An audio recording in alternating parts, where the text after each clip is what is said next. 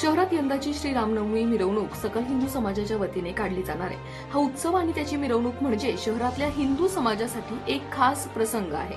यावर्षी ही मिरवणूक नेहमीच्या जुन्या आणि पारंपरिक मार्गावरून म्हणजेच आशा टॉकीज मार्गावरूनच निघणार आहे। पण जर प्रशासनानं यात काही अडथळे आणले किंवा कार्यकर्त्यांना त्रास दिला तर अहिल्यानगर शहरात बंद पुकारू असा थेट आणि कडक इशारा आमदार संग्राम जगताप यांनी दिलाय। मिरवणुकीच्या तयारीसाठी शुक्रवारी सकल हिंदू समाजाची बैठक झाली, ज्यात आमदार जगताप आणि अनेक हिंदुत्ववादी संघटनांचे पदाधिकारी सहभागी झाले होते। आमदार संग्राम जगताप यांनी या बैठकीत आपली भूमिका स्पष्टपणे मांडली।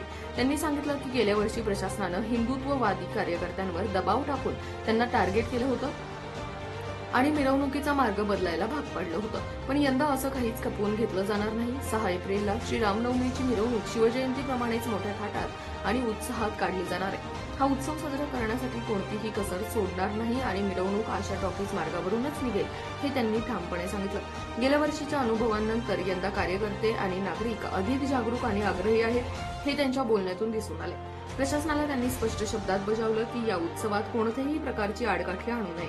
जर मिरवणुकीच्या मार्गावर कार्यकर्त्यांना त्रास झाला, दबाव टाकला गेला तर शहरात बंद पुकारला जाईल।